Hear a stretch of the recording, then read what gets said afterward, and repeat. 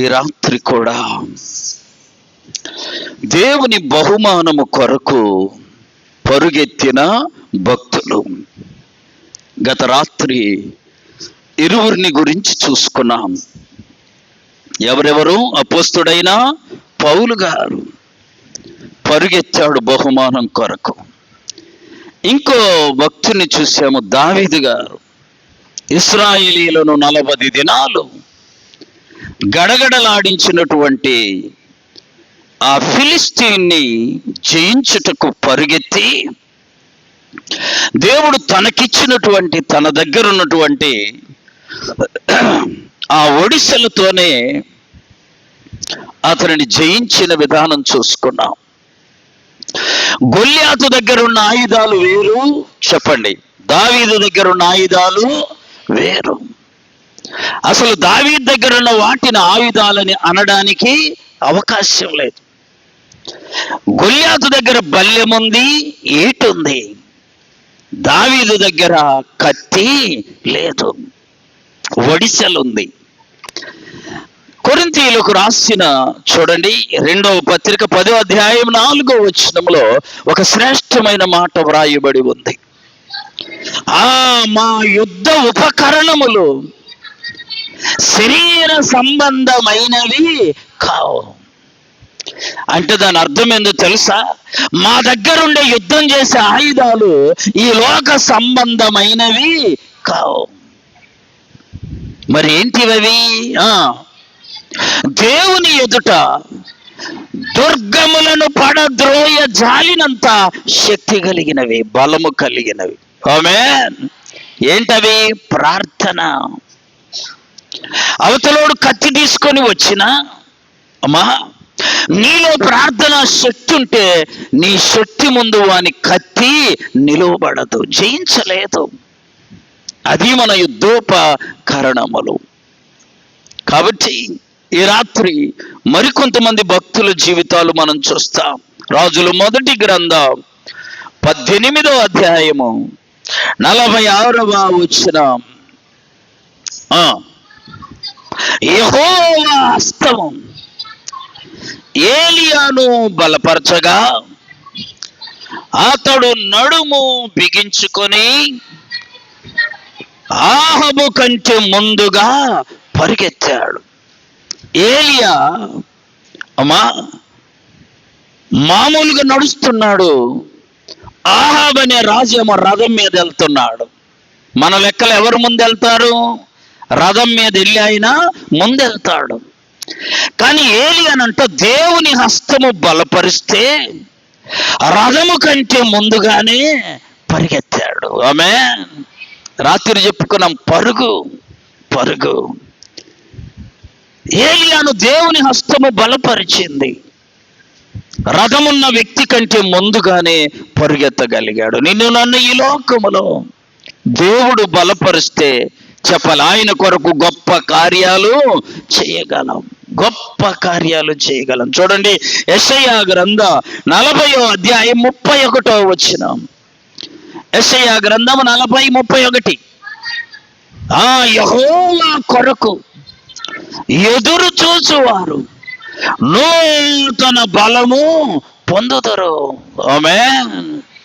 దేవుని కొరకు నువ్వు ఎదురు చూస్తే నూతన బలము పొందుకుంటావు, నూతన బలం.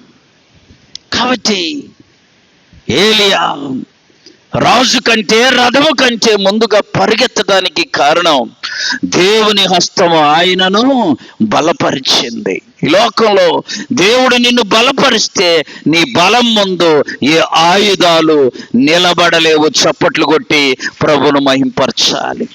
దేవుని హస్తము నిన్ను బలపరిస్తే, దేవుని హస్తము నిన్ను బలపరిస్తే లోకమందు ఏ ఆయుధాలు కూడా నీ ఎదుట నిలువలేరు. ఏలియా గొప్ప ప్రార్థనా పరుడు కనుకనే రాజు రథం ఆయనతో రాలేకపోయింది. రాజు రథం ఆయన కంటే వెనకబడిపోయింది. ప్రభువు మీద ఆశ కలిగి ప్రభువుపై ఆనుకొని బ్రతుకుచున్న ప్రతి బిడ్డ జీవితంలో ఈ అద్భుతాలను దేవుడు చేస్తాడు. అరే వాళ్ళకి ఏం లేదనుకున్నామే, కానీ అద్భుతాన్ని చేస్తాడు దేవుడు. చెప్పాను ఒకసారి, మరలా చెప్తున్నా. విజయవాడలో కర్మేలు మందిరము అని ఉంది. ఆ మందిరములో ఒక కుటుంబం, బహు పేద కుటుంబం. పగలంతా ఆయన రిక్షా నడిపేవాడు. ఆమెమో అక్కడక్కడ పని చేసుకుని బ్రతికేది. సాయంకాలానికి వచ్చి తాగి పడుకునేవాళ్ళు కాదు, సాయంకాలానికి కుటుంబ ప్రార్థన ఉండేది. చప్పట్లు కొట్టి ప్రభును మహింపరచాలి. అలా మందిరానికి చాలా క్రమంగా వెళ్ళేవారు. ఎలాగో తెలుసా? అందరికంటే ముందొచ్చేవారు. ఆమేన్. చెప్పండి, ఇలా రావడం వల్ల ఎంత మేలుందో తెలుసా? దేవుడట ఆదివారం మందిరము అంతా సిద్ధపడి ఉండగా ఎదురు చూస్తుంటాడంట, ఎవరు ముందొస్తారా అని. ఆమేన్.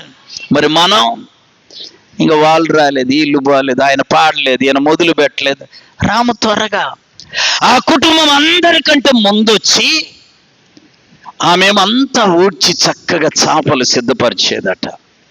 ఆయన కూడా అవన్నీ పనులు చేసి వెళ్ళి, చెప్పులు ఉంటాయే ఎట్టబడితే అట్టు ఇడిచి వస్తున్నారు. ఇక్కడ చెప్పులు ఇడవడానికి కూడా క్రమం ఉండాలి. ఆమె పూర్వమట పిల్లని చేసుకోవటానికి పిల్ల చూపులకు వెళితే, పెళ్లి చూపులకు ఏమేం చూసేవాళ్ళు తెలుసా అమ్మా? నడక. ఏంటిది? నడక. కొంతమంది నడుస్తుంటే ధిమి ధిమి అంటది, భూమి నువ్వెంత నా ముందు అన్నట్టు నడుస్తారు. అలా నడవకూడదు. నువ్వు నడిచేది ఎవరికి వినబడకూడదు, అట్లా నడవాలి. ఆమె చూసారా? చెప్పులు ఎలా ఇడుస్తుందో చూసేవాళ్ళంట. చూడండి, ఇక్కడ మన క్రమం లేదు. నిన్న ఒక ఆమె ఎవరు తీసి అన్ని లైన్లో పెడుతుంది. ఆ ఒక చెప్పు ఆడుంటుంది, ఒక చెప్పు ఎర్రబాలెం, ఒక చెప్పు బాధాపురం. అట్లా ఉండకూడదు. క్రమం చెప్పులు ఇడిచిన క్రమం ఉండాలి. ఆయన చెప్పుల దగ్గర కూర్చొని ఉండేవాడట. ప్రార్థన అయిపోయినాక వినండి, ప్రార్థన అయిపోతే ఒక్కళ్ళం నిలబడం. ఇక్కడ నిలబడతామా? పలహారం అంటే నిలబడతాం, లేకపోతే నిలబడం. వాళ్ళందరూ వెళ్ళినాకట ఇద్దరు వచ్చి మోకరిల్లి, ప్రభువా మా అబ్బాయికి MBBS సీటు ఇప్పించయ్యా. ఇప్పుడు చెప్పండి, యేసు ప్రభు ప్రార్థనకు ముందొచ్చున్నాడు. ఎవరు కలుసుకున్నారు? మొదట ఈ కుటుంబమే కలుసుకుంది. నువ్వైనా నేనైనా మందిరానికి ముందొస్తే దేవుణ్ణి మొదట కలుసుకునే కుటుంబముగా ఉంటాము. ఆమేన్. అందరు వెళ్ళిపోయారు, ప్రభు చూస్తా ఉన్నాడు ఎవరుంటారని. వీళ్ళిద్దరు మరలు ఏం చేస్తున్నారు? అందరితో చేసిన ప్రార్థన కాక అదనంగా ప్రార్థన చేస్తారు. MBBS సీట్ వచ్చింది పిల్లకాయకు. చూసారా? అందరు అంటారంటారే, మేము కోచింగ్ ఇప్పించినమే, ఆడ చదివించినాము, ఇక్కడ చదివించాం, మా వాళ్ళకి రాలా. మీరేం చేశారు? మీరేం చేస్తే వచ్చింది? వాళ్ళు ఏం చేయాలి? అందరికంటే ముందొచ్చారు. ప్రభువును మొదట కలుసుకున్నారు, ప్రభువును చివర కూడా కలుసుకున్నారు. ఈ రెండిట్లో ఒకటన్ను ఉందా మనకి? అమ్మా, వెళ్ళేటప్పుడు ముందే, వచ్చేటప్పుడు వెనక కదా. మనకి ఎక్కడొస్తాయి ఆశీర్వాదాలు? చూడండి, ఆత్మీయ జీవితంలో ఆశీర్వాదాలు పొందుకోవడానికి ఇవన్నీ మార్గాలు తెలుసా? ముందు రావడం మందిరానికి, యేసయ్యను ముందు కలుసుకోవడం. ఆమె ఎవరు మొదట వస్తారా అని ఆయన చూస్తుంటాడట.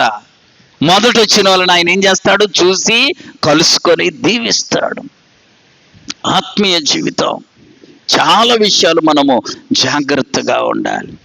అలాగే ఏలియా యొక్క జీవితంలో కూడా అధికారం వైపు చూడాల, రాజు వైపు చూడాల, అతని హోదా వైపు చూడాల.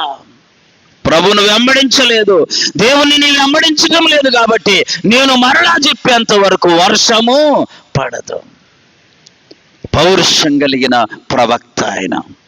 ఇంకో భక్తురాల్ని మనం చూస్తాం. చూడండి, ఆదికాండం 24వ అధ్యాయం. ఆదికాండం 24వ అధ్యాయం 20వ వచనం. కడవ అమ్మా త్వరగా ఆ గాడిలో తన కడవ కుమ్మరించి నీళ్లు చేదుటకు ఎత్తుకొని పోయి ఒంటెలన్నిటికీ నీళ్లు చేదిపోసింది. 28వ వచనం. అంతటా ఆ చిన్నది కడవెత్తుకొని పోయి పరుగెత్తుకొని పోయి చూసారా, ఈమె పేరు రిబ్కా. అమ్మా ఏం పేరు చెప్పండి?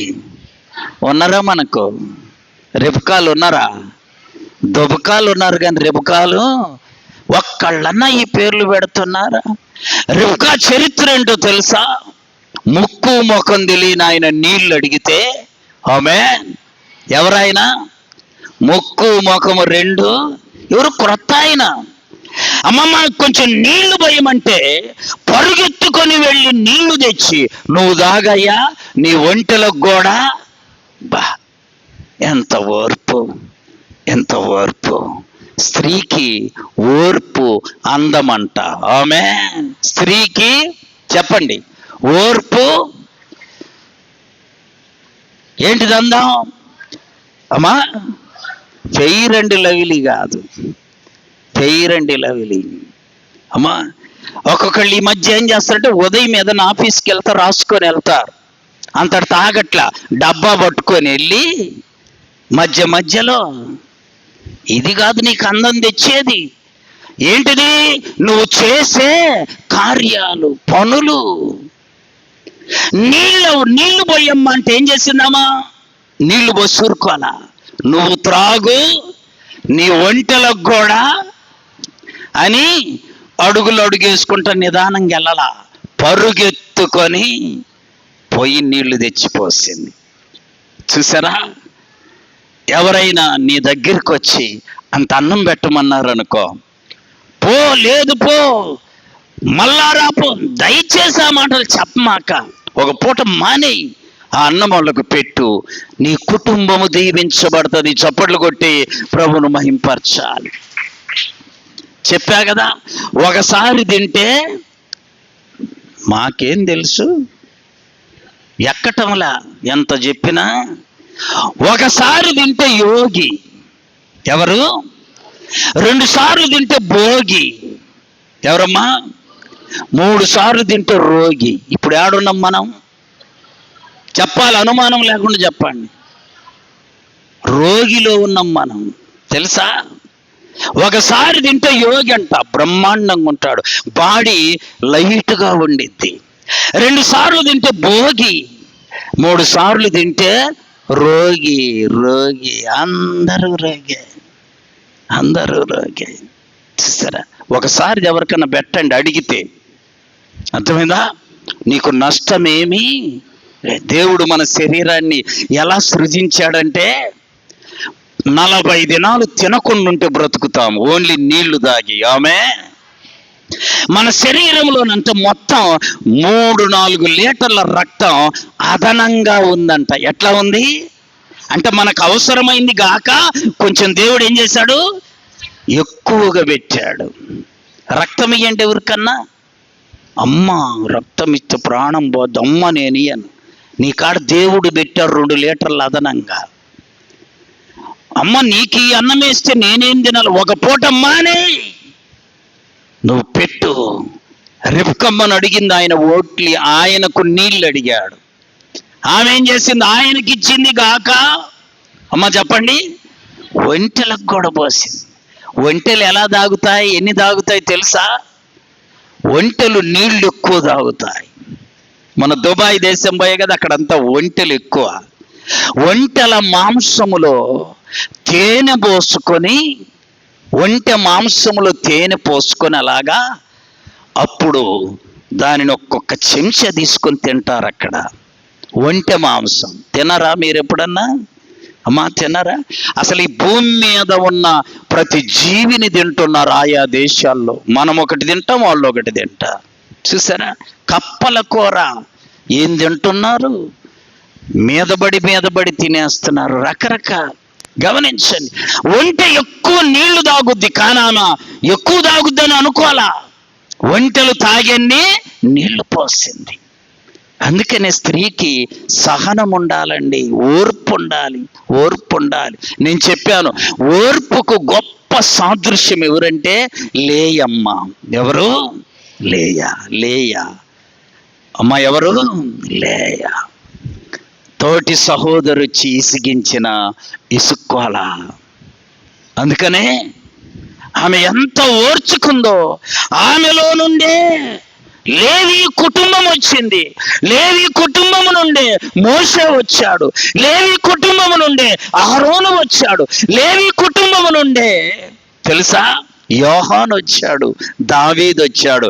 మన లోక రక్షకుడైన యేసుక్రీస్తు ప్రభు కూడా లేవి కుటుంబము ద్వారే వచ్చాడు. నువ్వు ఓర్చుకో. ఎన్ని రోజులయ్యా? ఎంతసేపు అయ్యా? ఎంతసేపు అయినా ఓర్చుకో. నీ ఓర్పు దేవుని దగ్గర లెక్కుంది. చప్పట్లు కొట్టి ప్రభును మహింపరచాల. ఏముంది ప్రభు దగ్గర? ప్రతి దానికి లెక్కుంది. ప్రతిదానికి. రెబ్కా పరుగెత్తుకొని పోయి నీళ్లు చాదుకొచ్చి పోసింది. పరుగు గ్రంథంలో ఆమె గురించి వ్రాయబడింది. కారణం పరుగెత్తుట. తర్వాత దేవుని యొక్క పరిశుద్ధ గ్రంథంలో చూడండి, మార్కు సువార్త 10వ అధ్యాయము 17వ వచనం. మార్కు 10:17 చదుమ్మా. ఆయన బయలుదేరి మార్గమున పోవుచుండగా ఒకడు పరుగెత్తుకొని వచ్చి ఆమేన్ ఆయన ఎదుట మోకాళ్ళుని. ఎంత అద్భుతమో తెలుసా ఇది? ఆయన ఒక అధికారమ్మా. ఎవరు? అధికారి. యేసు ప్రభు వారు మార్గాన పోతూ ఉంటే పరుగెత్తుకొని వచ్చి రోడ్డు మీదే మోకరిల్లాడు. ఆమేన్. మందిరములో మోకరిల్లట్లా, రోడ్డట పక్కన పెట్టండి. మందిరములో మోకరిల్లట్లా, ఈయన రోడ్డు మీద మోకరిల్లాడు యేసు ప్రభు ఎదుట. ఎవరాయన? ఒక అధికారి. ప్రభు దగ్గర ప్రార్థించేటప్పుడు గుర్తుపెట్టుకోవాలి, ప్రభు సన్నిధిలో ప్రార్థించేటప్పుడు నీ హోదా ప్రక్కన పెట్టు, నీ అధికారం ప్రక్కన పెట్టు, నీకున్న ఆస్తిపాస్తులు చెప్పాలి ప్రక్కన పెట్టు. అవేవి యేసయ్య దగ్గర మోకరిల్లే కాడ అడ్డము రాకూడదు. నీ అందం ప్రక్కన పెట్టు. తెలుసా, నీకున్నటువంటి ఈ లోక సంబంధమైనది ఏదైనా సరే ప్రక్కన పెట్టి యేసయ్య ఎదుట చెప్పాలి, సాగిలపడాలి. ఆమేన్. ఏం చేయాలి? ప్రభు కృపను బట్టి. ఆయన అధికారి. ఇంకొక అధ్యాయంలో రాయబడింది ఆయన యవ్వనుడు. ఆమేన్. ఎవరతను? యవ్వనస్తుడు.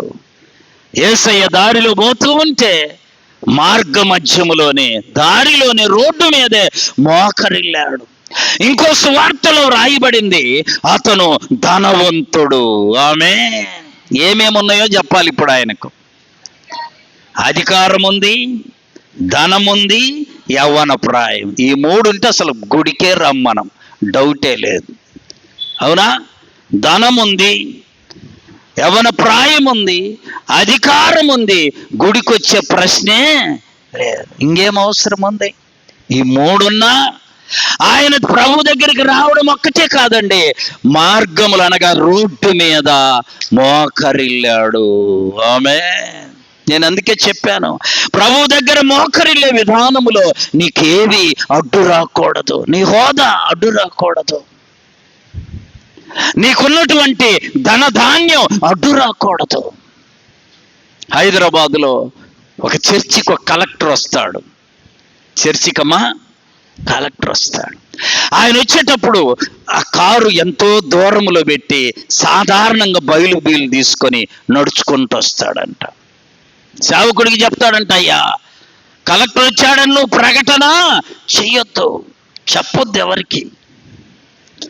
అడుగో కలెక్టర్ వచ్చాడని నువ్వు చెబితే దేవుని సన్నిధిలో నాకు ఆశీర్వాదాలు రావయ్యా అని నడుచుకుంటూ వచ్చి సాధారణంగా ఒక మూలనెళ్ళి మోకరిల్లి కూర్చుంటాడట. ఆమె నువ్వు కూర్చుంటావా అమ్మా? నువ్వు ఆ రీతిగా ఉంటావా? బట్టలు నలిగిపోతాయి అంటారు కొంతమంది. కొత్త బట్టలు వేసుకున్నాం, చీర కొత్తదయ్యా, నలిగిపోద్ది. నీకు ఆత్మీయ జీవితంలో ఈ తలంపులు రానే రాకూడదు. ప్రభు ఎదుట మా సాగిలపడే వ్యక్తి. ఆయన అధికారి పరుగెత్తుకుంటూ వచ్చి యేసయ్య ఎదుట మోకరిల్లాడు. ఈ అధికారాన్ని బట్టి నువ్వు సిగ్గుపడుతున్నావా? నీకున్న ఆస్తిపాస్తులను బట్టి నువ్వు సిగ్గుపడుతున్నావా? నీకున్నటువంటి అందచందాలను బట్టి సిగ్గుపడుతున్నావు. తప్పు. ఆయన ఊపిరి ఉంచితే నీకు అందం. ఆమేన్. ఆయన నీలో ఊపిరి ఉంచితే నువ్వు అధికారివి. ఊపిరి పోతే అధికారము ఉండదు. కాబట్టి ప్రభు బిడ్డలం, ప్రభు సన్నిధిలో పరిగెత్తుకొని ప్రభు యొద్దకు రావాలి, సాగిలపడాలి, ప్రభు సన్నిధిలో సాగిలపడాలి. ఇంకో వ్యక్తిని మనం బైబిల్లో చూస్తాం. ఆదికాండం 18వ అధ్యాయం 1-2 వచనాలు. మరియు మమ్రే దగ్గరనున్న సింధూర వనములో అబ్రహాము ఎండవేళ గుడారములో కూర్చొని ఉండెను. దేవుడు అతనికి కనబడెను. అతడు కన్నులెత్తి చూసినప్పుడు 3 మనుషులు అతని ఎదుట నిలబడి ఉండిరి. అతడు వారిని చూసి వాకిట నుండి వారిని ఎదుర్కొనుటకు పరుగెత్తి నేల మట్టుకు వంగి, ప్రభువా, చూసారా అమ్మా, తండ్రి కుమార పరిశుద్ధాత్మ దేవుడు, త్రిత్వం అయ్యున్న దేవుడు అబ్రహాము దగ్గరికి వస్తే ఆయనంట పరుగెత్తుకొని వెళ్ళాడట. వెళ్ళి నేల మట్టుకు వంగి నమస్కారం చేసి అన్నాడట, అయ్యా, మీరు కొంచెం ఆహారము సిద్ధపరుస్తా, తిని విశ్రాంతి తీసుకుని మీ దారిన మీరు వెళ్ళండి. చూడండి, నీ ఇంటికి ఎవరైనా భిక్షగాడు వస్తే, అమ్మా, నేల మట్టుకు ఇంక నమస్కారం పెడతావా? ఆడు పెడుతున్నా మనం ఎదురు తిరిగి పెట్టాం కదా. భిక్షగాడికి ఎవడు నమస్కారం పెడతాడులే అనుకుంటాం మనం. కానీ అబ్రహాము నేల మట్టుకు వంగి నమస్కారము చేస్తున్నాడు. అయ్యా, అంత తినిల్లయ్యా, అంత భోజనం చేసేళ్ళయ్యా. చూసారా, అబ్రహాము పరుగెత్తుకొని వెళ్ళి ఆహ్వానం పలుకుతూ ఉన్నాడు. పరుగెత్తుకొని వెళ్ళి, గమనించండి, ఆ పాత నిబంధన కాలక్రమం నేటి కాలములో లేదండి. ఎవరైనా చుట్టాలు వస్తున్నారని చెబితే ఇంట్లో లేము, అంతే కదా. అమ్మా, వేరే ఊర్లో ఉన్నాము, పని మీద ఉన్నాము, ఈ జవాబులు ఇప్పుడు. పాత నిబంధన కాలములు అలా కాదు. ఎవరైనా చుట్టాలు వస్తే సంతోషంగా వాళ్ళను ఆహ్వానించేవారు, చక్కగా వారికి పరిచర్యలు చేసేవారు. నేటి కాలములో ఎవరిల్లు వాళ్ళకు బరువు, కష్టమైపోతావు. అబ్రహాము పరిగెత్తుకుంటూ వెళ్ళి వారికి పరిచర్య చెప్పాలి, చేశాడు. పరిచర్య మనం చేయించుకోవటం గొప్ప కాదండి, మనం ఇతరులకు చేయడము చెప్పాలి గొప్ప. మనము ఇతరులది తీసుకొని తినడం గొప్ప కాదండి, ఇతరులకు పెట్టడము గొప్ప. అబ్రహాము గారు పరిగెత్తుకొని వెళ్ళి నమస్కారం చేసి, సాష్టాంగ నమస్కారం చేసి, నేల మట్టుకు వంగి వారికి ఆతిథ్యం ఇచ్చాడు. అప్పుడు దేవుడు అన్నాడయ్యా, మీదటికి ఈ కాలం వచ్చేసరికి నీ ఇంట కుమారుడు ఉండునుగాక. ఆమేన్, ఆమేన్. ఇంకొక ఆయన పరుగు చూస్తాం బైబిల్లో, విచిత్రంగా ఉంటుంది. రాజులు 2వ గ్రంథం 5వ అధ్యాయం 20వ వచనం. 2వ రాజులు చదువుమా 5:20. అంతటా దైవజనుడైన ఎలీషాకు సేవకుడగు గేహజీ సిరియనుడైన ఈ నయమాను తీసుకొని వచ్చిన వాటిని అంగీకరించుటకు నా యజమానుడికి మనసు లేదు. కానీ యెహోవా జీవము తోడు ఏం చేస్తాడంట? పరుగెత్తుకొని పోయి తెచ్చుకుంటాడు. ఈయనెవరో తెలుసా? గేహజీ. ఎవరమ్మా? ఈ గేహజీ ఎలీషా దగ్గర పనివాడు. వినండి, ఏలియా దగ్గర అసిస్టెంటు ఎలీషా. ఎవరు? ఎలీషా. ఏలియా దగ్గర అసిస్టెంటు ఎలీషా. ఏలియా ఆరోహణమై వెళ్ళిపోయినాక దేవుడు ఎలీషాను నిలవబెట్టాడు. ఆమేన్. ఇప్పుడు ఎలీషా దగ్గర గేహజీ అసిస్టెంటు. చెప్పాలి, ఎలీషా వెళ్ళిపోయినాక ఎవరుంటారు? ఇప్పుడు గేహజీ వస్తాడు. అర్థమైందమ్మా? ఏలియా కింద ఎలీషా ఉన్నాడు. ఏలియా వెళ్ళగానే ఎలీషా నిలబడ్డాడు. ఎలీషా కింద గేహజీ ఉన్నాడు. ఎలీషా వెళ్ళగానే ఎవరు వస్తాడు? గేహజీ వస్తాడు కదా. మనోడు వచ్చిందా కాగలేకపోయాడు. ఎలీషా దగ్గరికి నయమాను కుష్ఠవ్యాధి బాగైందని మంచి మంచి వస్త్రాలు, వెండి, బంగారం తెచ్చిస్తే ఎలీషా ఏమన్నాడో తెలుసా? నువ్వు తెచ్చినది నూలు పోగు కూడా నాకు వద్దు, నాకు వద్దు. ఒకరోజు ప్రార్థనకు వస్తుంటే అమ్మా, ఒక ఆయనే ఏదో పెద్ద ఘనకార్యం చేసినట్టు ఈ 100 రూపాయలు ఇచ్చి నా పేరున చందా అయ్యయ్య అంటుండు. నాకు నేనన్నా నీ 100 రూపాయలు నాకు వద్దయ్యా. చంద వెయ్యాలంటే ఎవరెయ్యాలా? నువ్వెయ్యి. ఎవరెయ్యాలి చందా? ఏమన్నా వాడి పేరున మనం మంత్రాలు చదివి వేయడమా? కాదు కదా. నువ్వు దేవునికి ఇవ్వాలంటే నువ్వు వచ్చి దేవునికి ఇవ్వాలా.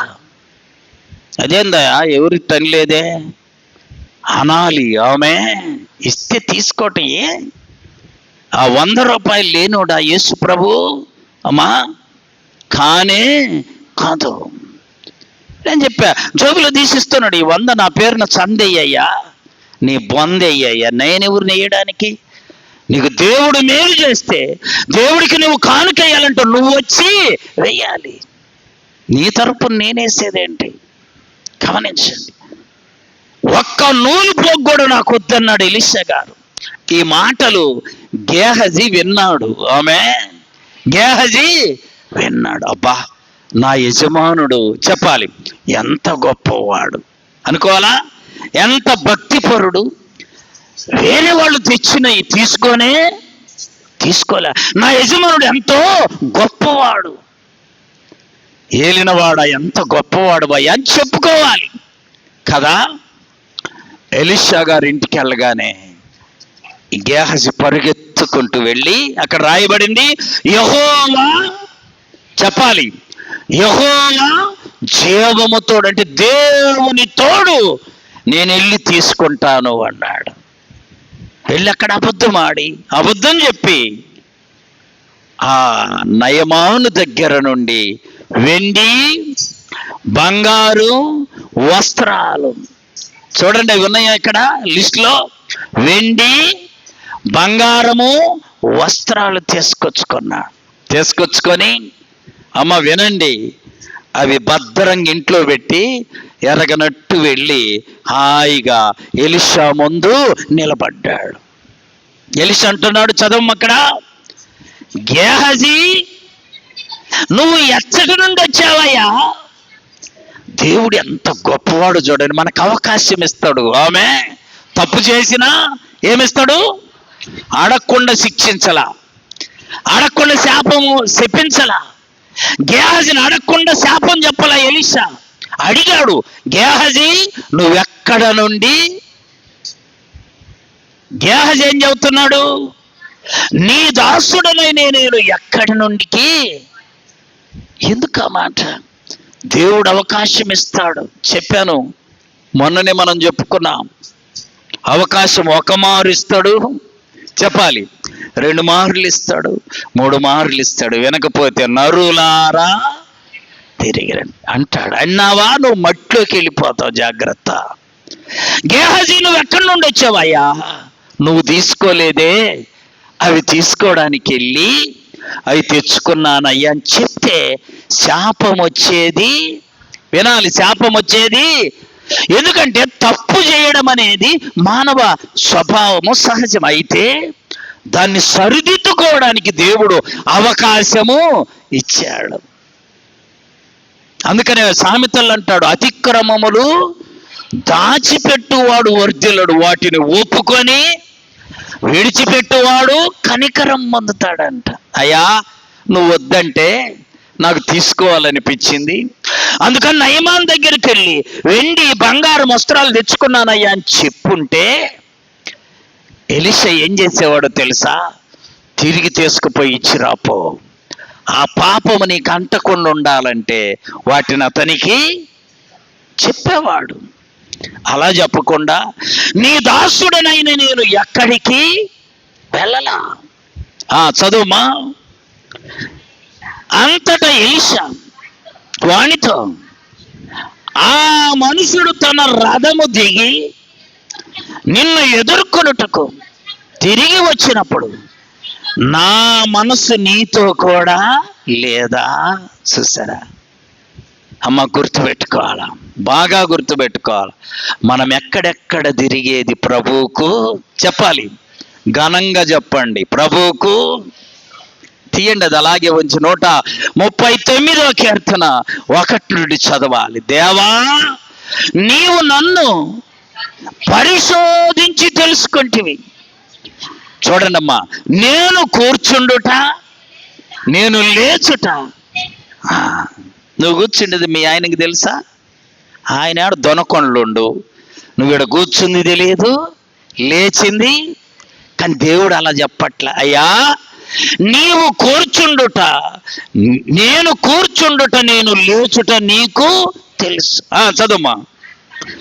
నాకు తలంపు పుట్టక మునిపే నీవు నా మనసు గ్రహించి ఉన్నావు, నా నడకను నా పడకను నీవు పరిశీలన చేసి ఉన్నావు. చూసారా, నా చర్యలంటే పనులన్నిటినీ బాగుగా తెలుసుకున్నావు. నా ముందు నువ్వు ఉన్నావు, నా వెనకనే ఉన్నావు. చూసారు, ఎలీషా గారు అంటుండయ్యా, ఆ మనుషుల్ని కలుసుకున్నప్పుడు నేను లేనా? నా మనస్సు లేదా? నా మనస్సు నీ దగ్గర లేదా? వెండి బంగారాలు వస్త్రాలు సంపాదించుకునే సమయమా ఇది? నేను చెప్పాను మొదటే, ఏలియాను అనుసరించిన ఎలీషా ఏలియా తర్వాత సేవకుడు అయ్యాడు. ఎలీషాను అనుసరించిన గేహజీ ఎలీషా తర్వాత ఏమవ్వాలి? సేవకుడు అవ్వాలి. మధ్యలోనే వెళ్ళిపోయాడు. ఊరకెళ్ళలా. ఏమేం తీసుకెళ్ళాడు? నయమాను వదిలిపెట్టిన కుష్టు వ్యాధి. అతను పాపం వాళ్ళు ఏం చేశారు చెప్పండమ్మా, న్యాయం మాట్లాడుకుందాం. వాళ్ళు ఏమన్నా చేశారా? అసలు వాళ్ళకి గొడవే తెలియదు. ఇప్పుడు మనం ఎంత పాఠం నేర్చుకోవాలంటే, మనం చేసే పని జాగ్రత్తగా వినండి, మన బిడ్డలకి దీవెనలు తెస్తుంది.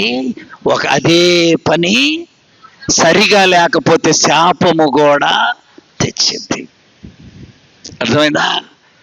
మన పనులు, మన క్రియలు మన బిడ్డలకి దీవెనలు కావాలి కానీ శాపాలు. పాపం గేహజీ భార్య ఇంటికాడ ఉంది, గేహజీ పిల్లలు ఇంటి దగ్గర ఉన్నారు. వాళ్ళకు కూడా తెలియకుండా ఏమొచ్చేసింది? అమ్మ నాకు కుష్టి వ్యాధి వచ్చింది అమ్మ అని ఆమెకు కుష్టి వ్యాధి. మన ఇద్దరు కుష్టి వ్యాధి వచ్చేలాక ఆయన కుష్టి వ్యాధి తగిలించుకొని ఇంటికి వచ్చాడు. ఏ లాభం? వెండి కాపాడిందా? కాపాడలా. ఆ కాలంలో కుష్టి వ్యాధి అంటే ఇంట్లో ఉండటానికి లేదు, ఊరి బయట ఉండాలి. వాళ్ళు తినే తిండి వేరు, వాళ్ళు తినే పళ్ళెం కూడా ఎవరు ముట్టుకోరు. అంత భయంకరమైన వ్యాధి తెచ్చుకున్నాడు. జాగ్రత్త. నువ్వు ఈ రాత్రి ఒక ప్రశ్న వేసుకో, నీవు నీ బిడ్డలకు ఆశీర్వాదం ఇస్తున్నావా, శాపం ఇస్తున్నావా? ఆమేన్. పరిశీలన చేసుకోవాలి. ఆశీర్వాదం ఇస్తే నీవు ధన్యుడవు, ధన్యురాలవు. నీ బిడ్డలు భూమి మీద ధన్యులగుదురుగాక. చప్పట్లు కొట్టి ప్రభును మహింపరచాలి.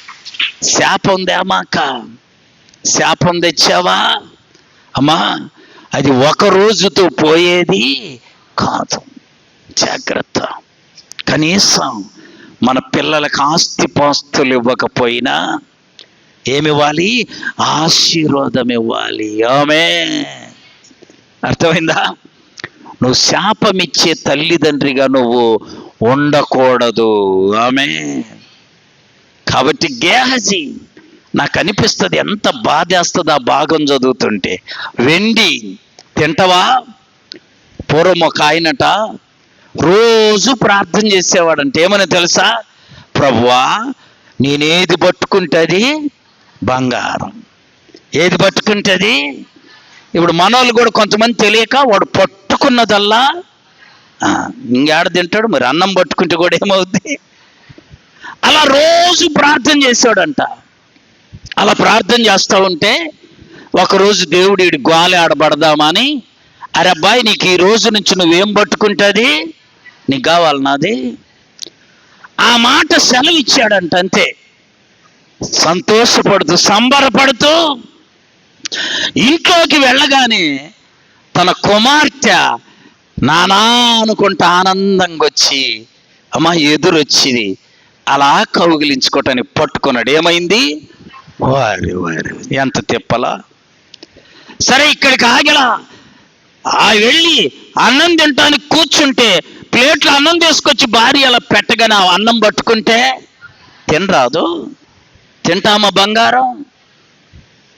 వెండి బంగారం మా వాటి మీద వ్యామోహం కొంతమందికి చావదు, కొంతమందికి చావదు. వాటి మీద వ్యామోహం ఉంటూనే ఉంటుంది. ఎంతున్నా ఎన్నున్నా. ఒక్కొక్కరు చూడండి, ఇంట్లో వాళ్ళకి ఎంతుందో ఆ సరుకంతా మీద వేసుకొస్తారు. ఇంట్లో ఉన్న సరుకంతా చెప్పండి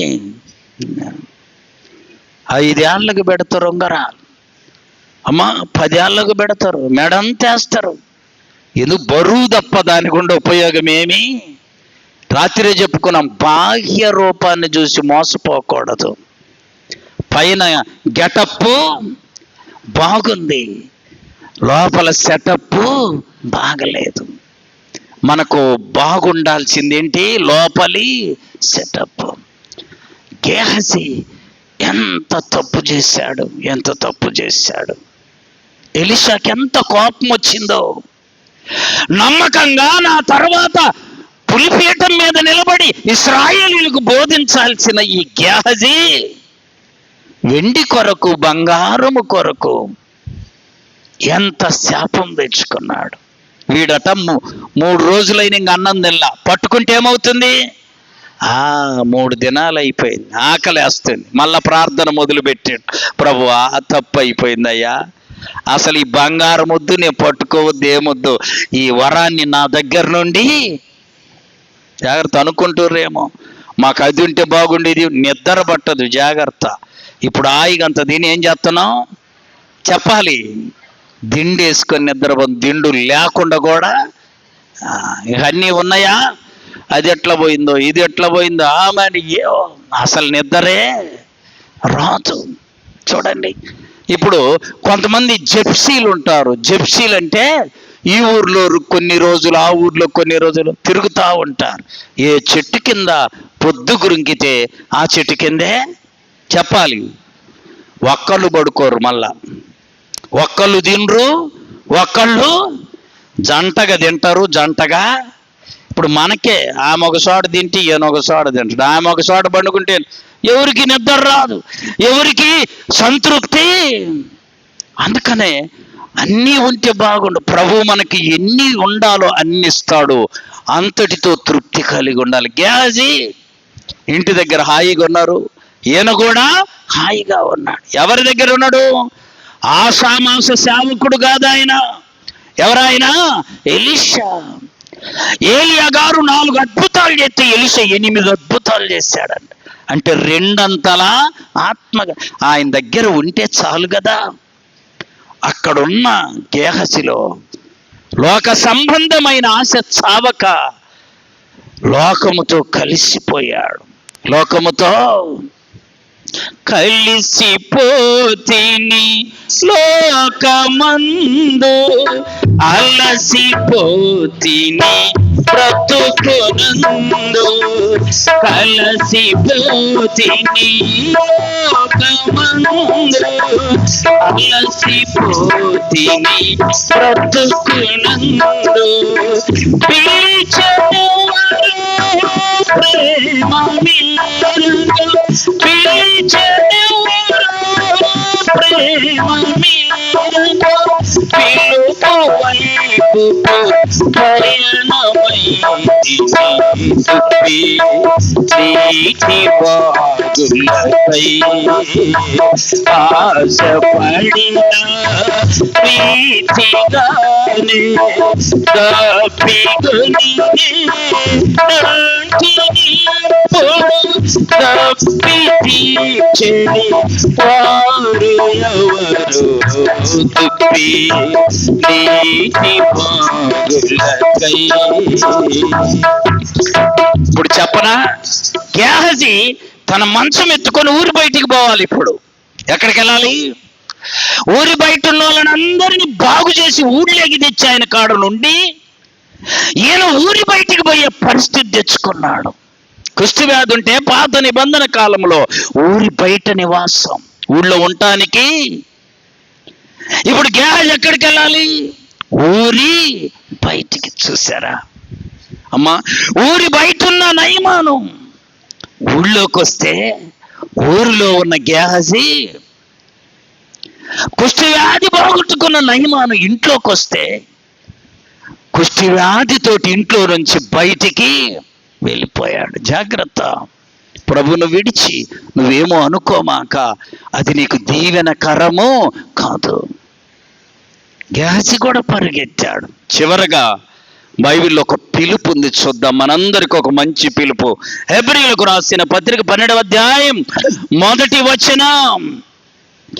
హెబ్రీ 12:1. ఇంత గొప్ప సాక్షి సమూహము మేఘము వలె మనలను ఆవరించి ఉన్నందున మనము కూడా ప్రతి భారమును సులువుగా చిక్కులబెట్టు పాపమును విడిచిపెట్టి విశ్వాసమునకు కర్తయు దానిని కొనసాగించువాడునైనా యేసు వైపు చూచుచు మన ఎదుట ఉంచబడిన పరుగు పందెములో ఓపికతో పరుగెత్తుదము. ఆమేన్. మన పరుగు ఎలా ఉండాలి? ఓపికతో ప్రభు యొద్దకు పరుగెత్తాలి. చూసాం మనం. అమ్మా, గేహజీలాగా పరుగెత్తమా, రెబ్కాలాగా పరిగెత్తాలి, దావీదులాగా పరిగెత్తాలి, పౌలులాగా పరిగెత్తాలి. అంతేగాని గేహజీలాగా పరిగెత్తకూడదు. అబ్రహాములాగా పరిగెత్తాలి, అధికారిలాగా పరిగెత్తాలి. ప్రభు మనలను దీవించి అటి కృపతో బలపరుచునుగాక. మోకరించండి, ప్రార్థన చేసుకుందాం.